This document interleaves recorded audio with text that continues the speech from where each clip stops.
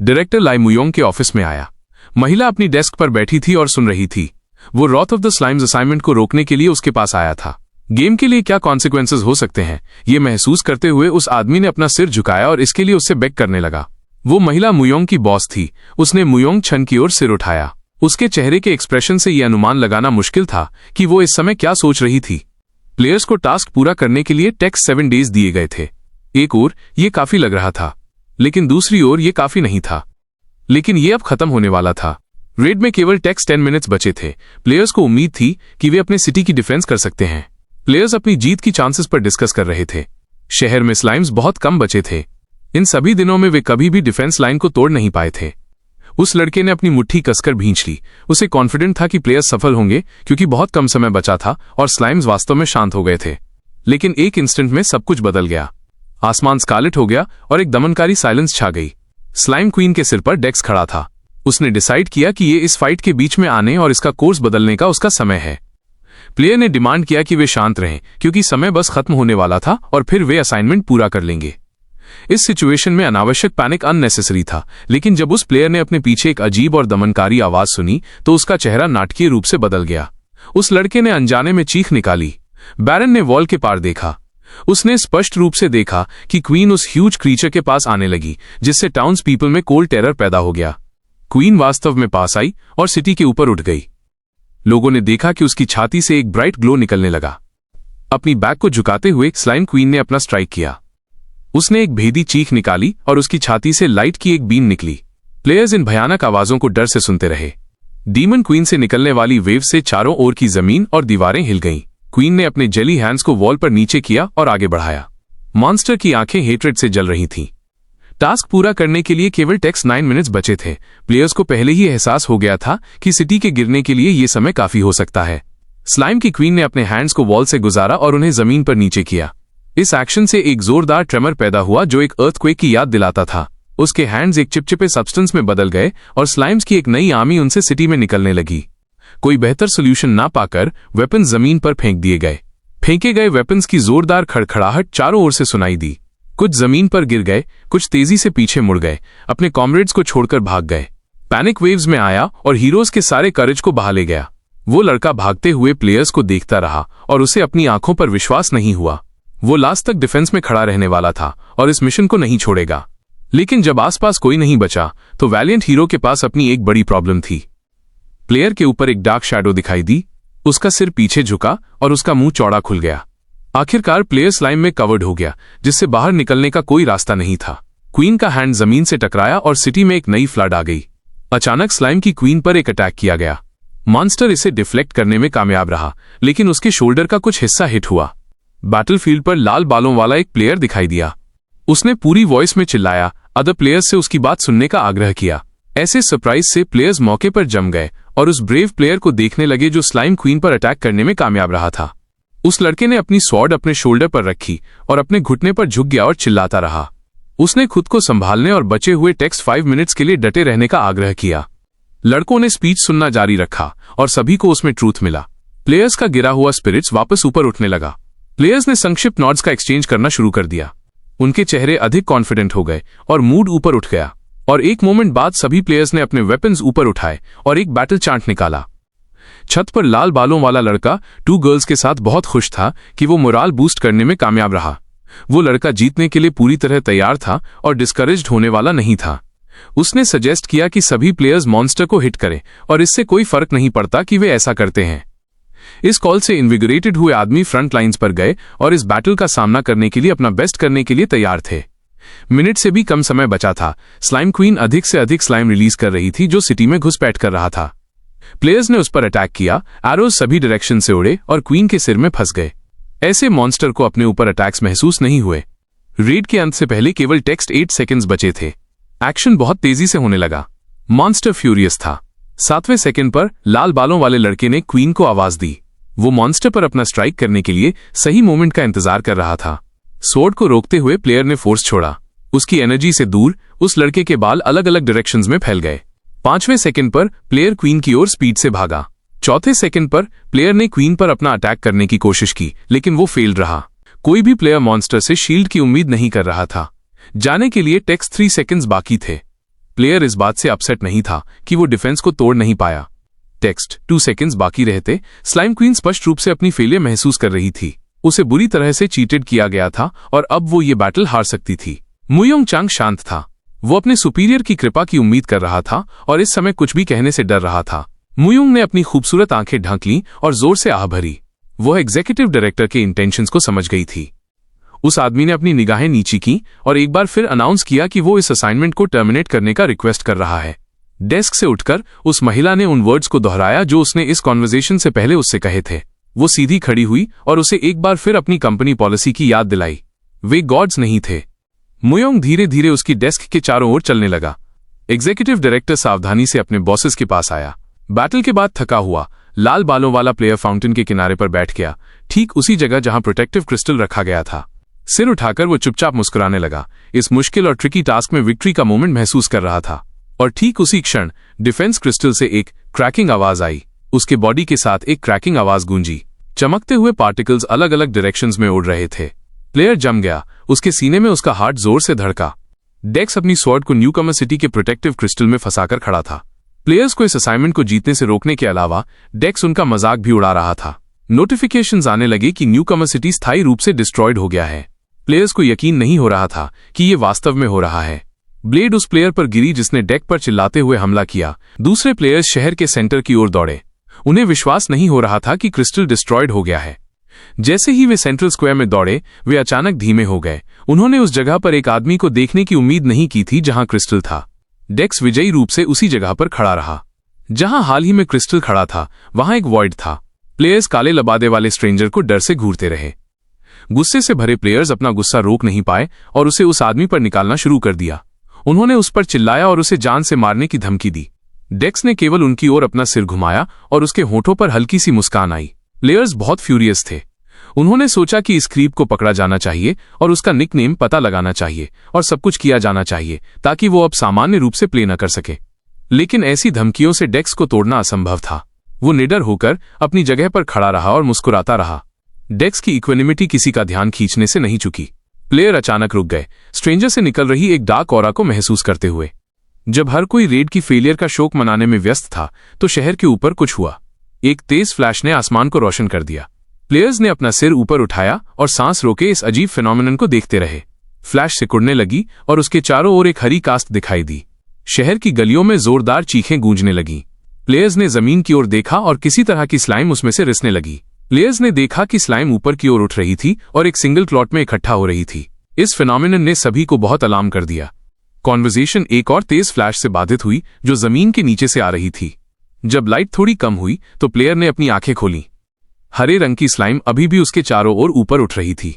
जहां bright flash थी वहां स्लाइम्स बन गईं, लेकिन इस बार वे ह्यूज थीं। स्लाइम्स ने लंबे समय तक मैनकाइंड के ऑपरेशन के तहत समय बिताया है और फिर भी वे अभी भी एक भयंकर बैटल में अपने अब्यूजर से लड़ पाते हैं। स्लाइम्स ने उन लैंड्स पर कब्जा कर लिया है जो कभी मैनकाइंड के थे और उनकी खूबसूरत क्वीन द्वारा शासित हैं। डेक्स ने अपनी छाती पर आर्म्स को मोड़ा और विसल बजाई जब उसने स्लाइम क्वीन को उसके नए फॉर्म में देखा। उस क्षण से जब डिफेंस क्रिस्टल डिस्ट्रॉयड हो गया, न्यूकमर सिटी पूरी तरह से स्लाइम्स द्वारा टेकन ओवर कर लिया गया। ये फैक्ट कि शहर अब प्लेयर्स का नहीं था पॉपअप विंडोज में बताया गया। अब हर कोई जो इस शहर में एंटर करता था उसे नोटिफाई किया जाता था कि रिकमेंडेड लेवल टेक्स्ट 80 से ऊपर था। प्लेयर के पीछे एक विशिष्ट आवाज सुनाई दी। उसका पूरा बॉडी हिल गया और वो आदमी धीरे धीरे अपना सिर घुमाने लगा, लेकिन बहुत देर हो चुकी थी। ह्यूज स्लाइम्स ने प्लेयर्स को घेर लिया। डेक्स शहर को बदलते हुए देखता रहा और मुस्कुराया। वो इवेंट्स के इस टर्न से अविश्वसनीय रूप से खुश था। स्लाइम्स ने उन प्लेयर्स पर अटैक करना शुरू कर दिया जो इस शहर के लिए लेवल्ड नहीं थे। मिकिन टीवीजी चैनल के लिए एक गेमिंग न्यूज एंकर थी। लड़की कॉस्प्ले में कपड़े पहनती थी और बहुत ही कार्टूनिश वॉइस में बोलती थी, और निश्चित रूप से लड़की का सारा ध्यान आर्केडिया गेम के आसपास था। उसने प्लेयर्स के बीच इसकी अविश्वसनीय पॉपुलैरिटी के बारे में बताया। जे यून अभी भी बेड पर लेटा हुआ था और बैकग्राउंड में न्यूज ब्रॉडकास्ट के साथ एक कंप्यूटर चल रहा था। जितना मुश्किल बेड से उठना था, उसने फिर भी खुद को बाथरूम में भी जाने के लिए मजबूर किया। जे यू मेकिन की न्यूज सुनना जारी रखा। लड़की हाल की इवेंट से शॉक थी। इस बीच उस आदमी ने पहले ही अपना चेहरा धोने और अपने बाल धोने का समय निकाल लिया था। लड़की ने शॉर्ट इशू समाप्त किया और गुड बाय कहा। उसके बाद फोरम में हजारों पोस्ट्स फैल गए। कुछ को विश्वास नहीं हुआ कि ये वास्तव में हुआ था, अपने फोन को हाथ में पकड़े हुए और कई एंग्री कमेंट्स पढ़ते हुए। जे यू टीथ ब्रश करने में व्यस्त था। यहां तक कि अपना मुंह धोते समय भी वो आदमी अपने थॉट्स को शांत नहीं कर सका। ये उसकी फॉल्ट नहीं है कि गेम ने उसे बार्ड ऑफ एनार्की का हिडन क्लास दिया। ऐसा नहीं है कि गेम के मैकेनिक्स मूल रूप से इस तरह की प्रोसेस के लिए डिजाइन किए गए थे। ये भी उसकी फॉल्ट नहीं है कि गेम ने उसे मिड गिफ्ट के रूप में एक डीमन सरनेम दिया। लेकिन एक रहस्यमय आदमी भी था जिसने डेक्स की जर्नी की शुरुआत में उसे उस पावर के बारे में बताया था जो अब उसके पास होगी। थॉट्स जे यूं के दिमाग में घूम रहे थे और उसे एहसास नहीं हुआ कि वो खुद उनमें कितना गहरा उतर गया था। लेकिन 1 मिनट के बाद ऐसा लगा जैसे उस आदमी ने हार्डशिप्स को अपने सिर से झाड़ दिया हो और सोचा कि सबसे बुरा केस सिनेरियो ये था कि उसे बस ब्लॉक्ड कर दिया जाएगा। संभावित कॉन्सिक्वेंसेस के बारे में चिंता करने के बजाय महत्वपूर्ण थिंग्स पर फोकस करना अधिक इंपॉर्टेंट था। खिड़की के बाहर सन पहले से ही तेजी से चमक रहा था। शहर अपनी सामान्य हसल एंड बसल में था। कुछ काम पर जाने की जल्दी में थे तो कुछ स्टडी करने। सभी की अपनी अपनी वरीज थीं। जे यून के लिए स्कूल ईयर शुरू हो गया था और वो इससे खुश था। वो अपनी क्लासेस में जाने से खुश था। उसकी निगाहें इंटरेस्टिंगली उसके बगल में बैठे स्टूडेंट की ओर मुड़ी। उस क्षण लड़के की सोल में कुछ ट्रेंबल हुआ। स्टूडेंट बहुत ध्यान से अपना फोन देख रहा था, लेकिन ज्यादा इंपॉर्टेंट ये था कि उस समय कौन सा वीडियो दिखाया जा रहा था। उस आदमी के फोन में डेक्स प्लेयर के स्लाइम क्वीन के सिर पर होने का सटीक वीडियो था। जे यून खुद को वीडियो में देखकर शॉक्ड रह गया। उसे नहीं पता था कि उसे किस पॉइंट पर फिल्म्ड किया गया था। उसकी आंखें नीची हुईं और वो तब क्रिंज्ड हुआ जब उसने देखा कि वीडियो पर टेक्स्ट 2 मिलियन से ज्यादा व्यूज थे। एक घूरने की फीलिंग महसूस करते हुए स्टूडेंट ने अपना सिर घुमाया। जे यू ने अजीब तरह से उस आदमी की ओर आंखें उठाईं। जब स्टूडेंट ने सजेस्ट किया कि वे वीडियो एक साथ देखें तो जे यून घबराकर मुस्कुराया। स्टूडेंट ने अपना हैंड आगे बढ़ाया और अपना परिचय लिम जायोंग के रूप में दिया। उसने जे यूं को देखकर मुस्कुराया और एक नया अक्वेंटेंस बनाने से खुश था। इस अचानक फ्रेंडलीनेस ने जे यूं को टेंस कर दिया। उसने अपना परिचय देते हुए थोड़ा हकलाया। उन दोनों के बीच एक कॉन्वर्सेशन शुरू हुई। अनसस्पेक्टिंग स्टूडेंट सारी बातें खुलकर बताने लगा। वह शॉक्ड था। कमजोर मॉन्स्टर स्ट्रेंथ हासिल करने और पूरी लोकेशन पर कब्जा करने में कामयाब रहे थे। एक चुप्पी के बाद जेयू ने बात की, लेकिन ऐसा लगा जैसे उसकी वॉइस बदल गई हो। स्टूडेंट जानना चाहता था कि क्या उसके एक्वेंटेंस ने सीरियल असैसिन के बारे में कुछ सुना है। जेयून का इनसाइड्स कोल्ड हो गया और कई थॉट्स उसके दिमाग में दौड़ गए। स्टूडेंट की तेज निगाह को देखते हुए जेयून को आश्चर्य हुआ कि क्या उसने ये अनुमान लगा लिया था कि असली असैसिन इस समय उसके सामने बैठा है। टैबलेट पर एक वीडियो चल रहा था जिसमें न्यूकमर सिटी को दिखाया जा रहा था, जो ह्यूमैनिटी के मॉन्स्टर से हारने के बाद बदल गया था। मुओंग ने टैबलेट अपने हाथ में पकड़ा और जोर से आह भरी। न्यूकमर सिटी सचमुच डिस्ट्रॉयड हो गया था। महिला ने अपनी गर्म कॉफी की चुस्की ली और गंभीरता से सोचना जारी रखा। इस असाइनमेंट के कारण पैदा हुई सभी प्रॉब्लम्स के बावजूद गेम के बारे में ही बात हो रही थी। ये उनकी पॉपुलैरिटी के लिए एक बड़ा प्लस था। आंखें खोलते हुए वो मुस्कुराई। आखिर ये सब एक ही यूजर का काम था। महिला को एहसास हुआ कि वो वास्तव में इस प्लेयर के बारे में जानना चाहती थी। हाथ तेजी से जेयूं की ओर बढ़ा, जिससे वो आदमी डर गया। अगर किसी ने अनुमान लगा लिया कि वो वास्तव में कौन है तो वो बड़ी ट्रबल में पड़ जाएगा। एटमॉस्फेयर तुरंत बदल गया और फ्रेंडली हो गया। जेयून चेहरे पर मुस्कान के साथ खुद को सबसे अच्छे एक्सपर्ट के रूप में प्रमोट करने लगा। स्टूडेंट ने डेक्स का एक वीडियो दिखाया जबकि असैसिन के बारे में लगातार बात कर रहा था। जेयून ने अपने नए दोस्त की इंटरेस्ट को नोटिस किया और हुई इवेंट्स को जोर शोर से बताना जारी रखा। वास्तव में जेयून को यह पसंद नहीं आया कि इस आदमी ने बहुत सारी थिंग्स का अनुमान लगा लिया था। जेयून के विचारशील और टेंस फेस को नोटिस करते हुए स्टूडेंट थोड़ा रुका और अपनी जीभ काट ली। इस बीच कंप्यूटर इंजीनियरिंग पर एक लेक्चर शुरू हुआ। एक प्रोफेसर ऑडिटोरियम में एंटर हुए और अपनी चेयर के पीछे खड़े हो गए। उस आदमी ने अपना परिचय किम डे होने के रूप में दिया। वो सिर्फ एक प्रोफेसर नहीं थे, वो कंप्यूटर इंजीनियरिंग डिपार्टमेंट के हेड भी थे। कुछ स्टूडेंट्स अज्ञानता में इधर उधर देखने लगे। उन्होंने जाहिर तौर पर एक अधिक वेलकमिंग एड्रेस की उम्मीद की थी। किम डे होने ने अपना सिर उठाया और बोलना जारी रखा। जिस टॉपिक पर वो बात करने वाले थे उसके बारे में उनका चेहरा सीरियस था। और इसमें कोई आश्चर्य की बात नहीं है, बात ऑल फेमस आर्केडिया गेम के बारे में थी। जेयू थोड़ा टेंस हो गया। आदमी ने आगे कहा, उन्हें इस बात की बहुत कंसर्न थी कि जिन्होंने अपने बॉडीज के साथ वर्चुअल रियलिटी का अनुभव किया था वे अच्छी तरह से जानते थे कि इंजीनियरिंग अब काफी नहीं होगा। रियल टाइम की नीड्स को पूरा करने और स्टूडेंट्स के लिए और अधिक मॉडर्न बनने के लिए ये वास्तव में शॉकिंग न्यूज थी। अपने हैंड्स को एक लॉक में मोड़ते हुए जेयून ध्यान से सुन रहा था और उनके स्टेटमेंट से पूरी तरह सहमत था। हर वर्ड के साथ प्रोफेसर और अधिक टेंस होते गए। वो हर स्टूडेंट तक थॉट के इंपॉर्टेंस को पहुंचाना चाहते थे। एक सेकंड और प्रोफेसर ने डिक्लेयर किया कि डिपार्टमेंट का नाम बदलकर वर्चुअल रियलिटी इंजीनियरिंग कर दिया गया है। किम डी-हुन ने माइक्रोफोन लिया और उनकी वॉइस और भी लाउडर और क्लियरर हो गई। उन्हें एहसास हुआ कि ऐसी न्यूज कई लोगों को कंफ्यूज कर देगी। जब लेक्चर खत्म हुआ तो स्टूडेंट्स खाने के लिए कैफेटेरिया गए। हर कोई अपनी ट्रे लिए हुए था और बैठने की जगह ढूंढ रहा था। जे यून शॉक्ड था कि अब एक पूरी स्पेशलिटी का नाम बदल गया था। अपने सभी सरप्राइज के बावजूद जे यून प्रोफेसर से भी बहुत डिलाइटेड था, जिन्होंने लेक्चर के दौरान आर्केडिया का उल्लेख किया था। जब एक नया क्वेश्चन आया तो जे यून के मुंह से सरप्राइज से एक मीट बॉल गिर गया। वो जानना चाहता था कि वो आर्केडिया क्यों नहीं खेल रहा है। जे यून को बहुत जल्दी झूठ बोलना पड़ा कि वो कैप्सूल अफोर्ड क्यों नहीं कर सकता, लेकिन स्टूडेंट ये बताने में खुश था कि उसे खेलना पसंद है और वो इसमें बहुत समय बिताता है। फिर उसने अपने हैंड्स अपने चेस्ट पर रखे और ब्रैग किया कि उसके पास एक बहुत अच्छा लेवल के साथ एक बहुत अच्छा कैरेक्टर है। जे यून ने कन्विंसिंगली कहना जारी रखा कि अगर उसका दोस्त कभी खेलना चाहता है तो वो खुशी खुशी उसे गेम में पंप अप करने में मदद करेगा। किसी पॉइंट पर जे यून को एहसास हुआ कि उसके सामने एक बहुत ही काइंड और चेयरफुल गाय बैठा था। एक हल्की सी ग्रिन उसके होठों को छू गई। डेक्स का स्वागत एक नाखुश टॉनिक ने किया, जिसने प्लेयर को इतनी देर से लॉग इन करने के लिए डांटा। डेक्स को टॉनिक के गुस्से की ज्यादा परवाह नहीं थी। रेड ने उसे कई दिनों तक जगाए रखा था। टॉनिक अभी भी इंडिग्नेशन से हाफता रहा और अपने पूरे अपीयरेंस से ये दिखाया। एक एक्सक्लेमेशन हुई जो केवल एक स्लाइम ही कर सकता था। डेक्स तुरंत आवाज की ओर मुड़ा। वो आदमी कुछ कर भी नहीं पाया था कि स्लाइम्स की क्वीन उसकी आर्म्स में थी। लड़की बहुत खुश थी।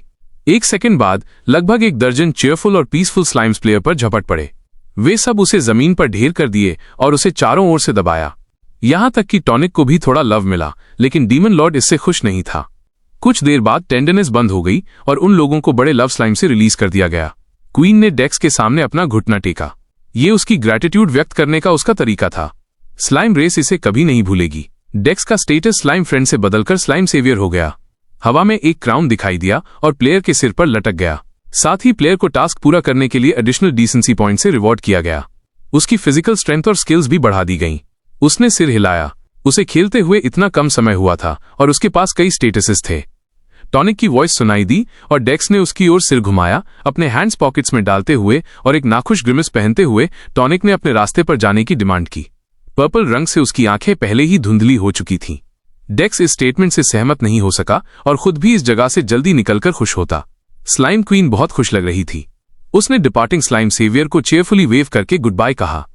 डेक्स ने अपने सीने में एंग्जाइटी की एक थ्रिल महसूस की, क्योंकि मिस्ट्री और एडवेंचर का एक पूरा वर्ल्ड अब उसके सामने खुल रहा था। दूर पहाड़ों में एक सिटी फैला हुआ था। ये न्यूकमर्स सिटी से बहुत बड़ा था और निश्चित रूप से इसमें अधिक पॉसिबिलिटीज थीं।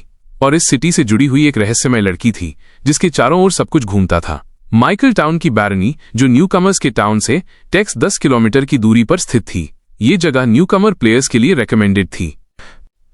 इस सिटी के बारे में रूमर्स तेजी से फैली और जल्द ही बहुत सारे प्लेयर्स माइकल की जमीनों पर आने लगे। बैरनी में एंट्रेंस बीच के गेट से था। 4 गार्ड्स अपने हाथों में पाइक्स लिए खड़े थे और हर किसी की इंस्पेक्शन कर रहे थे। डेक्स भी इसका एक्सेप्शन नहीं था और जैसे ही वो एंट्रेंस के पास पहुंचा, एक गार्ड ने उसे अचानक रोक दिया और उसका नाम पूछा। मासूम चेहरे वाले प्लेयर ने जल्दी से अपना परिचय दिया। वो किसी भी ट्रबल में नहीं पड़ना चाहता था। उसकी हुड में टांचिक बैठा था। गार्ड ने अपनी पाइक से उस लड़के का रास्ता रोक दिया और अपनी क्वेश्चनिंग जारी रखी। जब उसने पूछा कि क्या वो न्यूकमर टाउन से आया है, तो डेक्स ने सिर हिलाया। गार्ड का चेहरा तुरंत बदल गया। उसे समझ नहीं आया कि सिटी में ऐसा क्या हो गया था कि इतने सारे लोग बैरनी में आ गए थे। डेक्स के लिए ये अमेजिंग था कि इस गेम में एनपीएस भी न्यूज और रूमर्स का एक्सचेंज कर सकते थे। गार्ड को डेक्स ने जो इन्फॉर्मेशन बताई उससे वो शॉक्ड रह गया। अब न्यूकमर सिटी के लिए लेवल 85 था। जब गार्ड ने उसे पास जारी करना शुरू किया तो डेक्स बहुत खुश हुआ। अब वो लड़का बिना किसी रुकावट के सिटी जा सकता था। डेक्स ने ये देखा और पता लगाने का फैसला किया कि गड़बड़ क्या थी। लॉर्ड ने अपने सिर के पीछे खुजली की। वो नहीं जानता था कि उसके सीने में कैसी फीलिंग चल रही थी। प्लेयर इसमें और भी ज्यादा इंटरेस्टेड था, लेकिन डीमन ने बात को टाल दिया और उसे अश्योर्ड किया कि ये इतना इंपॉर्टेंट नहीं है। डीमन का मूड बदल गया और अपनी कमर पर हाथ रखकर उसने पता लगाने का फैसला किया कि डेक्स उसे बार बार टॉनिक क्यों कह रहा था। डेक्स ने अपने कंपेनियन की ओर देखा और अश्योर्ड किया कि अगर वो उसे सेतन बुलाएगा तो इससे उस पर अटेंशन जाएगा। एक्सप्लेनेशन सुनकर तांचिक तुरंत प्राउड महसूस करने लगा। तांचिका की गहरी लाल आइज डेक्स की ओर चमकी। वो ये जानने को उत्सुक था कि उसका मास्टर आगे क्या करने वाला था। डेक्स ने अपने ग्लासेस ऑफ इंटेग्रिटी की ओर देखा, क्योंकि मैटर इसी के बारे में था। वो नहीं जानता था कि वो उनका उपयोग कैसे करेगा, और जब डीमन ने डेक्स को फिर से डिसेंसी पॉइंट्स उसके साथ शेयर करने की ऑफर दी तो प्लेयर तुरंत सहमति में सिर हिला दिया। इस तरह का कैटेगोरिकल स्टेटमेंट सुनकर टैंशिक ने इंडिग्नेशन से चिल्लाया। डीमन के अनुसार डेक्स इन पॉइंट्स को खुद खर्च नहीं कर पाएगा। डीमन लॉर्ड तुरंत उन सभी विभिन्न प्रीमियम आइटम्स का डिस्क्रिप्शन देने लगा जिन्हें वो शेयर कर सकता था, लेकिन डेक्स उस प्रोस्पेक्ट से टेम्प्टेड नहीं हुआ। लड़का अपनी बात पर अड़ा रहा कि जब समय आएगा तब वो तांत्रिक की सर्विसेज का उपयोग करेगा। फिर भी डीमन प्लेयर का इंटरेस्ट खींचने में मैनेज रहा, लेकिन वो इसे दिखाएगा नहीं। डीमन ने उसे 150th की ऑब्जेक्ट दिखाई। लड़का सोच रहा था कि डिसेंसी पॉइंट्स उसकी रियलाइजेशन से कहीं ज्यादा वैल्यूबल हो सकते हैं। डेक्स को ये राइट कोर्स ऑफ एक्शन लगा। वो किसी भी चीज में जल्दबाजी नहीं करने वाला था, क्योंकि आगे बहुत कुछ आने वाला था। और जिस चीज ने उसे सबसे ज्यादा रोका वो ये फैक्ट था कि आइटम्स को आसानी से एक्वायर करने से गेम में उसकी इंटरेस्ट खत्म हो सकती थी। डेक्स ने सिटी में एंटर किया और तुरंत उसके फ्लेवर में डूब गया। स्ट्रीट्स व्यापारियों से भरी हुई थीं, जो हर संभव तरीके से शॉपर्स को लुभा रहे थे। टॉनिक उत्सुकता से अपने मास्टर को देख रहा था और उसकी प्लान ऑफ एक्शन जानना चाहता था। डेक्स की आइज धीरे धीरे सिटी का सर्कल लगा रही थीं। एक पॉइंट पर वो लड़का एक टैवर्न में गया। दो आदमी एक टेबल पर बैठे निराशाजनक ढंग से कुछ बात कर रहे थे। एक आदमी ने अपना सिर झुकाया और मिस्ट्रेस के ऑर्डर्स के बारे में कंप्लेन करने के लिए अपनी मुट्ठियां भींच लीं। दूसरे आदमी ने अपनी आर्म्स को अपनी चेस्ट पर फोल्ड किया और बेंच पर पीछे की ओर झुक गया। उसने गहरी साई ली और अंडरस्टैंडिंगली सिर हिलाया। डेक पीछे खड़ा हुआ और इस कॉन्वर्सेशन से रियलाइज किया कि बैरोनेस माइकल जमीन की मिस्ट्रेस थी और ओर माइनिंग में एक प्रॉब्लम थी। प्लेयर अचानक लाफ्टर के साथ उछल पड़ा, जिसकी आवाज से टॉनिक डर गया, लेकिन उसका मास्टर एक्साइटेड था।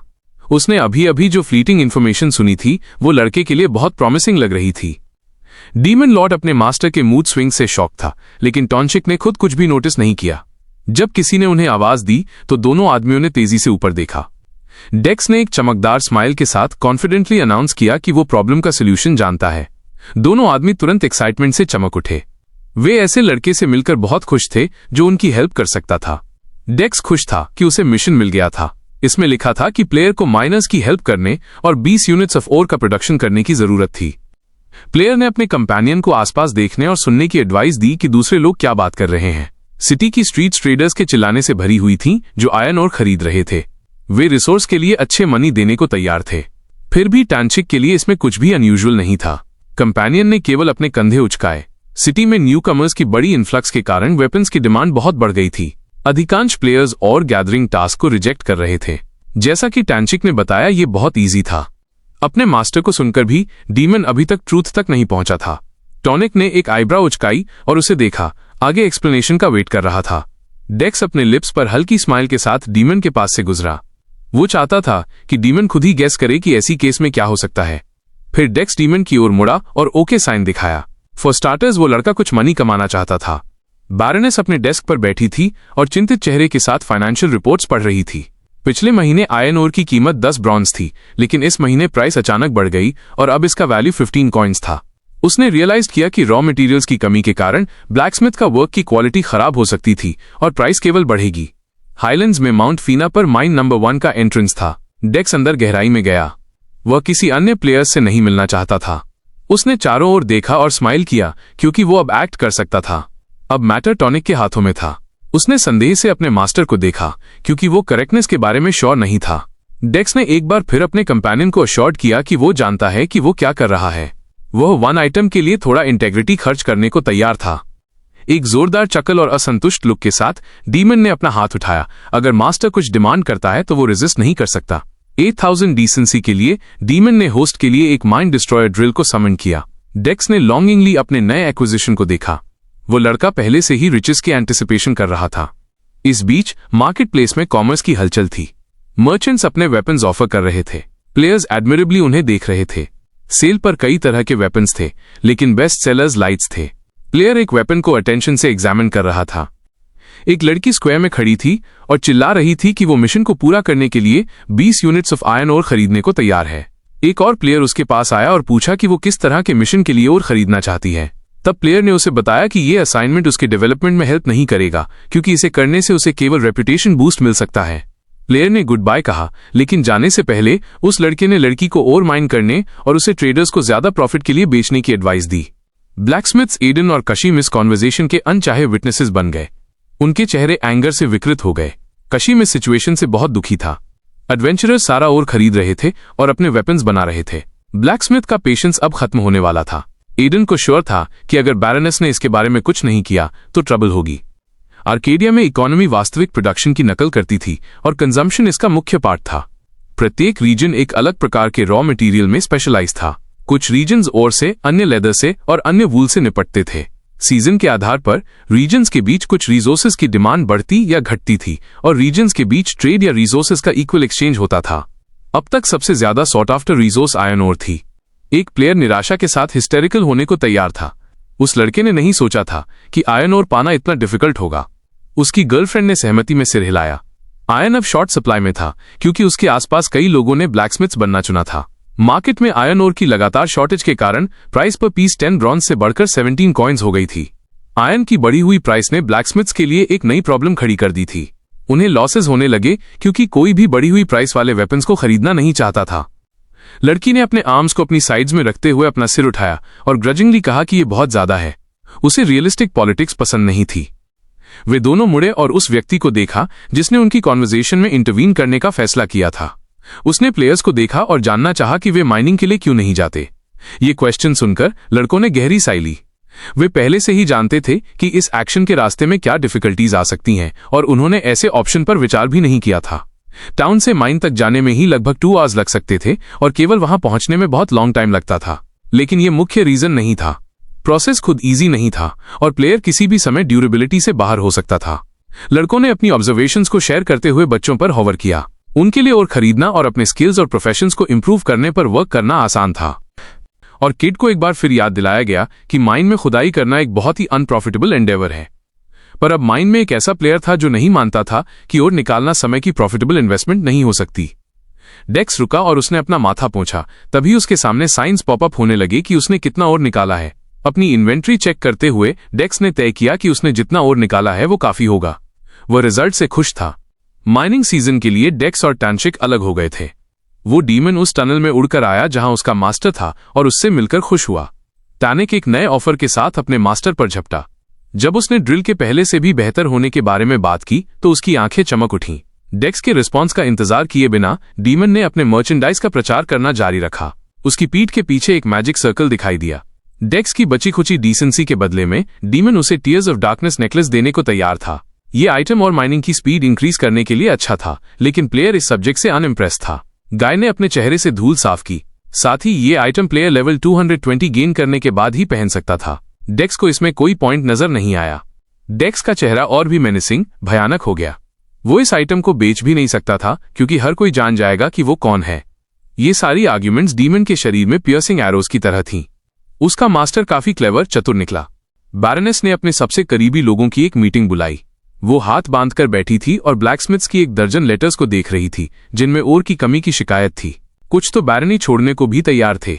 लड़की ने लोगों का स्ट्रांग प्रेशर महसूस किया और वो कुछ नहीं कर पा रही थी। प्रॉब्लम को समझने के लिए ये तय करना जरूरी था कि इसका कारण क्या है। बैरनेस ने सिर उठाया और एक जेंटलमैन को एड्रेस किया। दूसरा आदमी सक्रिय रूप से अपने हाथों से इशारा करते हुए पूरी तरह से सहमत था। एडवेंचरर्स के पास ब्लैकस्मिथिंग का कोई एक्सपीरियंस नहीं था। बैरनेस की आंखें सिकुड़ गईं। उसने इस फैक्ट पर ध्यान दिया कि इस दौरान और कोई माइनर्स नहीं आए थे। लड़की जानना चाहती थी कि क्या वे एडवेंचरर्स को और माइनिंग शुरू करने के लिए मजबूर कर सकते हैं। तब लॉयर बोला। उसके शब्दों ने बैरनेस को खुश नहीं किया। उसने सिचुएशन से निकलने के लिए अलग अलग ऑप्शंस पर काम करना शुरू किया, लेकिन लॉयर ने उन सभी को डिसमिस कर दिया। जिस हॉल में मीटिंग हो रही थी उसके दरवाजे अचानक खुल गए। एक गार्ड दौड़कर हॉल में आया। हैरानी में ऊपर देखा। गार्डियन ने उसे सूचित किया कि उसकी कहीं और अर्जेंट जरूरत है। स्ट्रीट के बीच में आयरन ओर का एक ऊंचा टीला था जिसके चारों ओर प्लेयर्स और गेम एनपीसीएस घेरा बनाकर खड़े थे। ये नहीं समझ पा रहे थे कि ये कहां से आया होगा। बैरनेस ने पूरी कंफ्यूजन, उलझन में माउंटेन को देखा। लड़की को कोई अंदाजा नहीं था कि इतनी वेल्थ यहां कौन छोड़ गया और क्यों। इस बीच डेक्स ने सिटी की गलियों में एक सुनसान जगह ढूंढी और ओर बेचकर हुई अपनी इनकम कैलकुलेट करने के लिए लकड़ी के क्रेट्स पर बैठ गया। एक मुट्ठी कॉइन्स अपनी हथेली में उड़ेलते हुए गाय ने समराइज किया कि टेक्स 3 डेज में वो 5 गोल्ड कॉइन्स और टेक्स 12 सिल्वर कॉइन्स कमा पाया। अपने मन में उसने हिसाब लगाया कि वो रियल वर्ल्ड में कितना पैसा कमा सकता है। डेक्स को यकीन था कि वो बहुत अधिक पैसा कमा सकता है, लेकिन उसे एक प्लान बनाना था। एक महिला की वॉइस ने उसे उसकी सोच से बाहर निकाला। उसके सामने खुद बैरनेस खड़ी थी। लड़की ने उस मिस्टीरियस प्लेयर को इंटरेस्ट से देखा। डेक्स ने समय पर ऊपर देखा और वो नोटिफिकेशन पढ़ी कि बैरनेस उस पर फेवर कृपा दिखा रही है। लड़की ने अपने चेहरे पर मुस्कान के साथ प्लेयर से अपना परिचय कराया और उसे बताया कि वो इस बैरनी की मिस्ट्रेस मालकिन है। एक दूसरे को देखते हुए डेक्स ने बैरनेस के अगले मूव का इंतजार किया और एक पल बाद उसने एक साथ एक कप ऑफ टी पीने का ऑफर दिया। कुछ देर बाद डेक्स और बैरनेस कुशन्ड आर्मचेयर्स में बैठ गए। टेबल पर पहले से ही गर्म टी रखी थी। बैरोनेस ने प्लेयर को वो टी टेस्ट करने की पेशकश की जो माउंट फाई में इकट्ठी की जाती थी। गाय ने कप लिया और एक छोटा सा सिप लिया। जब शिष्टाचार की बातें खत्म हो गईं, तो बैरोनेस अब अपनी क्यूरियोसिटी जिज्ञासा को रोक नहीं पाई। लड़की जानना चाहती थी कि इतना और हासिल करने में कितना समय लगा। डेक्स ने सिर उठाया और कैजुअली आराम से जवाब दिया कि उसने इस पर टेक्स 3 डेज से ज्यादा समय नहीं लगाया। वो अपने मैनर्स भूल गई और टेबल से कूदकर खड़ी हो गई और जानना चाहा कि ये कैसे पॉसिबल है। लड़की बहुत जल्दी सेंस में आई और शांति से अपनी सीट पर लौट आई। वो खुद को ऐसी आजादी की अनुमति नहीं दे सकती थी। डेक्स के जवाब से उसे तसल्ली नहीं मिली और यहां तक कि जब गाय ने प्लेयर्स की एक अच्छी संख्या को राउंड अप करने की पेशकश की तो डेक्स तब चौंक गया जब बैरोनेस उसकी ओर मुड़ी और अर्नेस्टली विनम्रता से मदद मांगी। अपने चेहरे पर आशा भरी लुक के साथ लड़की उन प्रॉब्लम्स के बारे में बात करने लगी जो एडवेंचरर्स के इन्फ्लक्स आगमन से आ रही थीं। डेक्स इस पल का इंतजार कर रहा था। उसे असाइनमेंट लेने या न लेने का चॉइस दिया गया। उनकी कॉन्वर्सेशन उस पॉइंट पर आ गई जहां बैरोनेस ने प्लेयर से एडवेंचरर्स को माइन में काम करने के लिए प्रेरित करने को कहा। डेक्स ने एक नोबल स्माइल के साथ सिर उठाया और अपना हाथ अपनी चेस्ट पर रखा और बैरोनेस को आश्वासन दिया कि वो जस्ट फाइन ठीक कर देगा। जे-यून गेम वर्ल्ड से बाहर। देर रात जे-यून गेम वर्ल्ड से बाहर निकला और रियल वर्ल्ड में लौट आया। गाय अपने कंप्यूटर पर बैठ गया और गेम के फोरम को स्क्रॉल करने लगा। हालांकि उसने बैरोनेस को आश्वासन दिया था कि वो करेगा, रियलिटी वास्तविकता कहीं अधिक कॉम्प्लिकेटेड जटिल थी। गेम फोरम को पलटते हुए गाय के चेहरे पर एक स्नाइड स्मर्क व्यंग्यात्मक मुस्कान आई। सोल हाई स्कूल में एक दुखी स्टूडेंट के पास उसकी एक क्लास में एक क्लासमेट आया। गाय जानना चाहता था कि क्या उसका फ्रेंड आज खेलने जाएगा। चोय हुनक ने एक उदास लुक और निराश मूड के साथ अपने क्लासमेट की ओर देखा। वो ये बताना नहीं चाहता था, फिर भी स्कूल बॉय ने स्वीकार किया कि उसने गेम छोड़ दिया था। उसके क्लासमेट ने हेंट आर्केडिया को पूरी बिविल्डरमेंट हैरानी से देखा। उसे ये एक बहुत ही स्ट्रेंज गेम लगा। क्लासमेट को बुरा लगा क्योंकि वो गेम में पहले ही आगे बढ़ चुका था और उसे ऐसी डिसअपॉइंटमेंट निराशा नहीं हुई थी। हाइना मुश्किल से उस डरावने सिटी से बाहर निकल पाया था जिस पर स्लाइम्स ने कब्जा कर लिया था। क्लासमेट ने अपने सिर के पीछे खुजली की क्योंकि हेंटैग बैरन में जाने में एबल सक्षम था और यहां तक कि अपनी क्लास को मर्चेंट क्लास में बदलने में भी एबल था। क्योंकि बैरन में ज्यादा प्रोफेशंस नहीं थे, उसने एक मर्चेंट को चुना। स्कूल बॉय ने कुछ स्किल्स हासिल की लेकिन उनमें कोई अटैकर नहीं था। क्लासमेट को एहसास हुआ कि उसका फ्रेंड पूरी तरह से स्पिरिट मन से गिर चुका है क्योंकि अब फेलियर्स की एक बड़ी सीरीज के कारण उसने आर्केडिया खेलने की कोई भी डिजायर इच्छा खो दी है। अगले शब्द ने लड़ को इंटरेस्टेड रोचक किया। उसने उसकी ओर उदास आंखों से देखा, ये उम्मीद करते हुए कि वो उसे एक सोल्यूशन प्रदान करेगा। और फिर क्लासमेट ने हैक को अपना फोन दिखाया और आत्मविश्वास भरे फिंगर से स्क्रीन पर इशारा किया। द वीडियो एक ग्रीटिंग अभिवादन और इस स्टोरी के साथ शुरू हुआ कि प्लेयर अब कहां है, यानी माउंट फेन के अंदर पहली माइन के एंट्रेंस प्रवेश द्वार पर। गाइज, उन्होंने ये वीडियो बड़ी बेटेड ब्रेथ उत्सुकता से देखा क्योंकि किसी प्लेयर ने माइनिंग और से पैसे कमाना कितना आसान है ये वर्ल्ड के साथ शेयर करने का फैसला किया था। प्लेयर ने उस स्कूल बॉय के थॉट्स विचारों को भी आवाज दी जो वर्क की रियलिटी सच्चाई को लेकर आश्वस्त नहीं था, लेकिन मनी से भरा खुला बैग उसके व्यूअर को बहुत अट्रैक्टेड आकर्षित कर रहा था। इसका निश्चित रूप से एक बड़ा इफेक्ट असर पड़ा। हुनक वीडियो से दूर नहीं जा सका।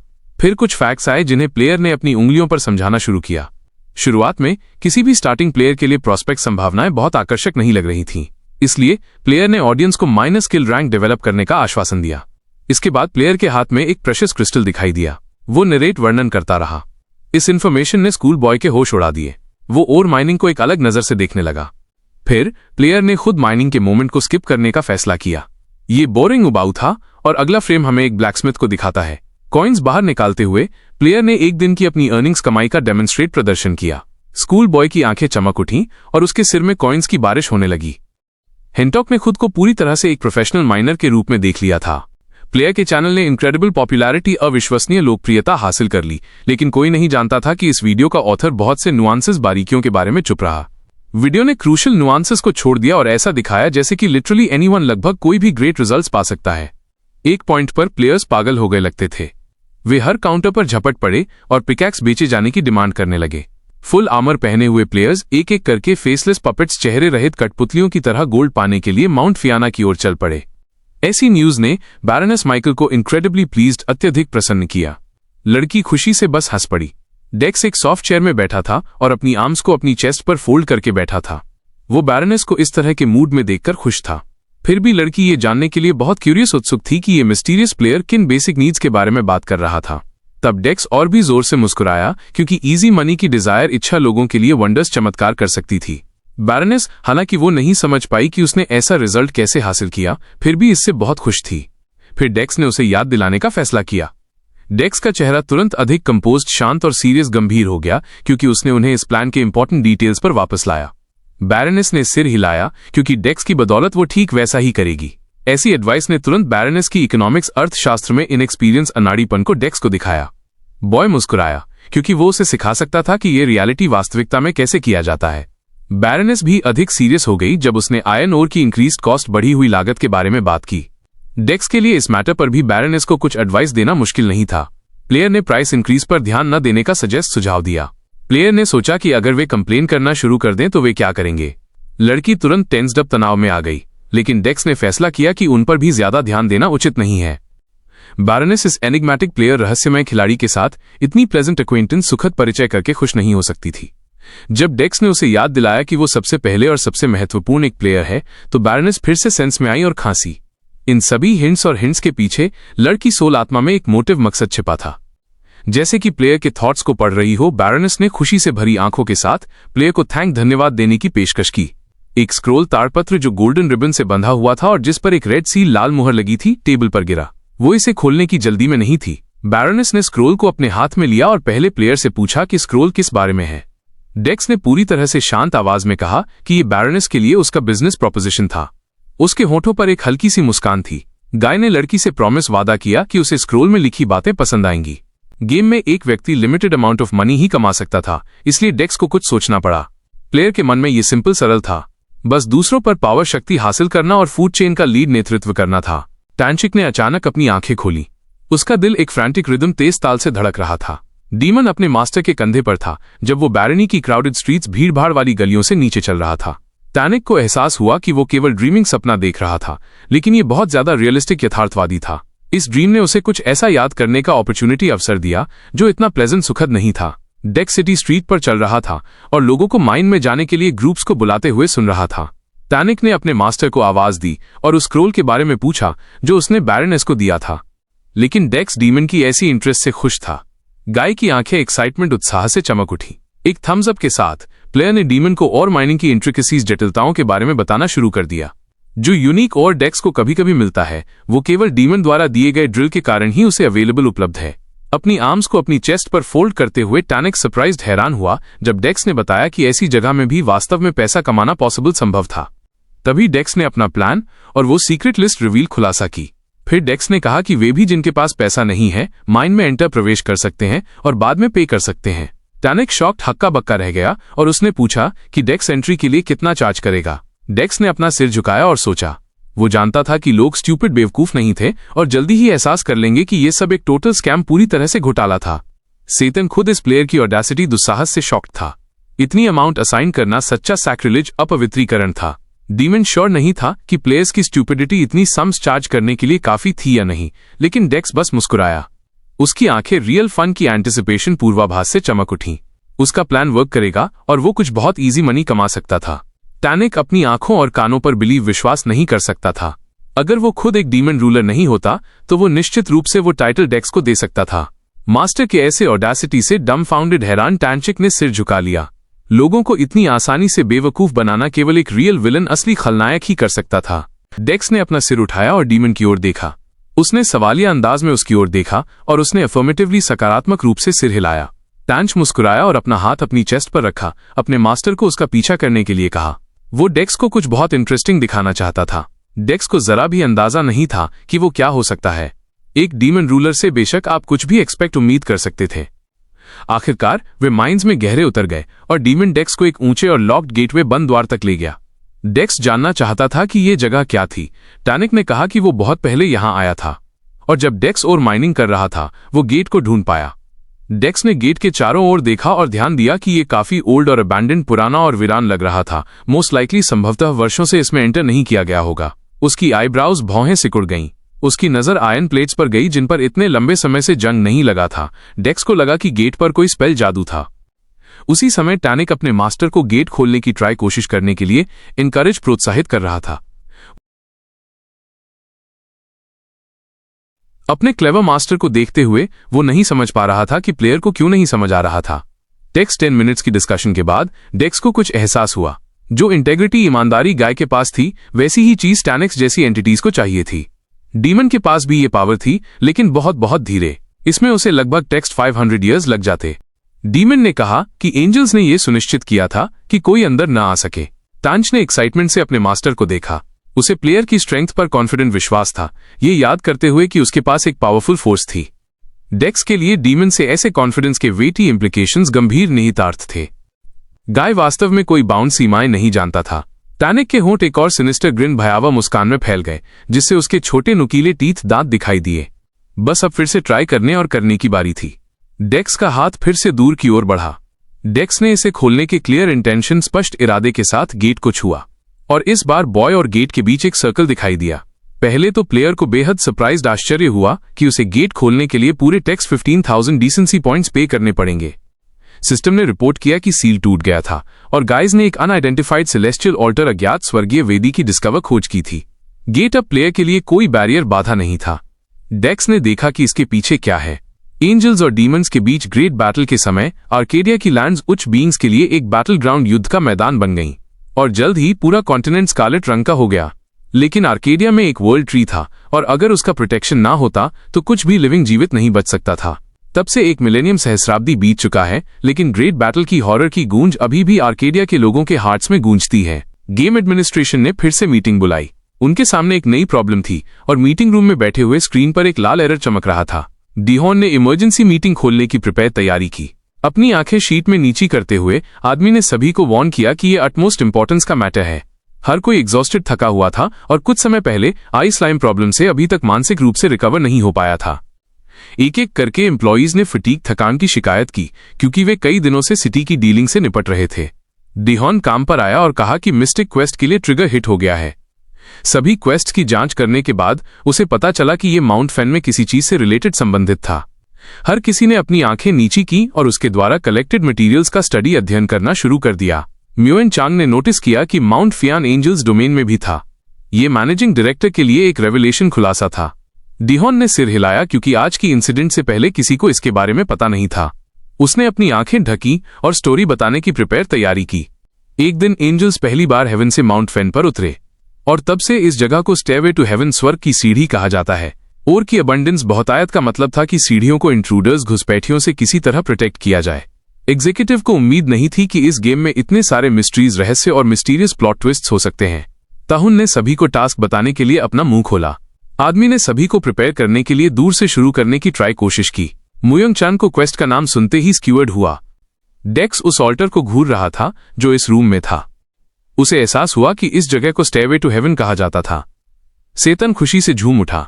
वो अपने मास्टर के चारों ओर घूम रहा था और कहता रहा कि उसने अपना प्रॉमिस वादा पूरा कर दिया है। डीमन ने डेक्स पर नजर डाली और चेयरफुली खुशी खुशी उसे एंजल्स को पंच मारने के लिए अर्ज किया। धीरे धीरे बॉय गलियारे में चलने लगा। उसके फुटस्टेप्स कदमों की आवाज रूम के चारों ओर गूंज रही थी।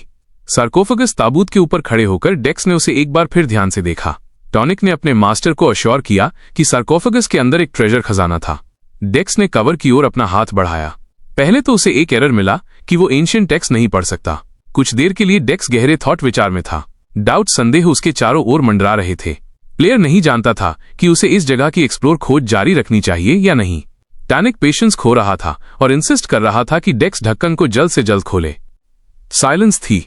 प्लेयर के लिए डिसीजन लेना बहुत डिफिकल्ट था, लेकिन जो स्टोरी टॉनिक ने उसे बताई थी वो बहुत हेल्पफुल थी। उसी समय बैरोनेस माइकल ने जोर से हिचकी ली। उसने थॉटफुली विचारपूर्वक ऊपर देखा, ये जाने बिना कि उस मोमेंट में डेक्स ने अपने लिए एक डिसीजन ले लिया था। डेक्स के चेहरे पर एक स्मर्क मुस्कान आई। वो उस सार्कोफेगस को अभी खोलने जा रहा है, इसलिए उसने तुरंत टॉनिक के साथ अपना प्लान शेयर किया। सेतन इनक्रेडिबली हैप्पी था कि उसके मास्टर ने एक डिसीजन ले लिया था। बेशक डीमन के अपने मोटिव्स थे और वो हर तरह से इनसाइट भड़काने के लिए रेडी था। ढक्कन खोलने के उनके फ्यूडल अटेम्प्ट्स बेकार प्रयासों को टेक्स 10 मिनट्स हो गए थे। डेक्स पूरी स्ट्रेंथ से खींचने की ट्राई कोशिश कर रहा था। डेक्स को इसकी उम्मीद नहीं थी, लेकिन टॉनिक पीड़ित था क्योंकि वो अपना ओल्ड सेल्फ वापस नहीं पा सकता था। सेतन के लिए ऐसी ऑब्स्टिकल बाधा से मिलना ह्यूमिलिएटिंग, अपमानजनक था। जैसे ही डेक्स ने टॉनिक का स्टोन लिड के बारे में विप्लैश सुना, प्लेयर को इलेक्ट्रोक्यूट बिजली का झटका लगा। एक ब्रिलियंट आइडिया उसके सिर में आया। डेक्स ने यह देखने का डिसाइड किया कि क्या उसमें कुछ वैल्यू का है। इविल डीमन ने अपने मास्टर को देखा और उसे कन्विंस किया कि ढक्कन के नीचे कुछ एक्स्ट्राऑर्डिनरी, असाधारण है। इस प्रॉब्लम का सॉल्यूशन अपने आप आ गया। डेक्स अपने एक्शंस में अब और हेजिटेट, संकोच नहीं किया, और एक सेकंड बाद अपना हाथ आगे बढ़ाते हुए उसके सामने वो ड्रिल था जो उसे आयन और माइन करने के लिए टॉनिक ने दिया था। टांच ने अपने मास्टर को पजल्ड उलझन में देखा और बिलीव नहीं कर सका कि उसने ऐसा प्लान बनाया था। डेक्स ने ड्रिल को अपने हाथों में पकड़े हुए अपने शोल्डर्स उचकाए। डेक्स ने सार्कोफेगस के ढक्कन पर अपना पैर रखा। उसके हाथों में ड्रिल एक ब्राइट पर्पल लाइट से चमक रहा था। प्लेयर के चेहरे पर स्माइल तेजी से चमक रही थी। एक बार फिर सेतन ने अपने मास्टर को देखा जिसने एक और प्लान बनाया था और उसे कन्विंस हो गया कि ह्यूमंस राक्षसों से कहीं ज्यादा बुरे थे। जैसे ही कवर डिस्ट्रॉयड नष्ट हुआ, डेक्स को बहुत सारे नोटिस मिले। अब सेलेस्टियल्स के लिए गाय एक विलन खलनायक था। जब सार्कोफेगस का ढक्कन नहीं था तो उन्होंने कॉफिन की कंटेंट सामग्री देखी। उसमें सफेद और गोल्ड एम्ब्रॉयडर्ड रोब्स पहने हुए एक स्केलेटन कंकाल पड़ा था। ये महसूस करना कि डेक्स ने किसी का कॉफिन खोला है वास्तव में उसे स्ट्रेस्ड आउट कर दिया। गाय मुड़ा और डीमन को वॉर्न न करने के लिए डांटा। अब जब टर्निंग बैक का कोई रास्ता नहीं था तो डीमन ने अपना हाथ उठाया और नेकलेस की ओर अपनी उंगली से इशारा किया। मरे हुए आदमी की चेस्ट पर एक बहुत ही इंटरेस्टिंग नेकलेस थी। ये सॉलिड गोल्ड से बनी थी। डीमन ने ट्रायम्फ इन ट्रायम्फ विजयी जीत की भावना महसूस की। ये वही एमुलेट था जिसे एंजल्स ने फ्यूचर के लिए सेव किया था। जैसे ही डेक्स ने नेकलेस हटाई, ये तुरंत प्लेयर के टच पर रिएक्टेड किया। सेलेस्टियल मेडालियन खुद ही ऊपर उठ गया। ऐसा लगा जैसे मेडालियन से पावर बस कंट्रोल से बाहर निकलने वाली थी। Bright light menacing गस्ट्स of wind के साथ मिल गई। अगर आप लोग चाहते हो कि इसका पार्ट 3 भी आए तो कमेंट में जरूर बताओ। अगर इस वीडियो पर टेक्स्ट 50 कमेंट्स आते हैं तो मैं नेक्स्ट पार्ट तुरंत अपलोड कर दूंगा। अगर आप इस चैनल पर नए हो तो सब्सक्राइब कर लेना और नोटिफिकेशन को ऑल पर रख देना।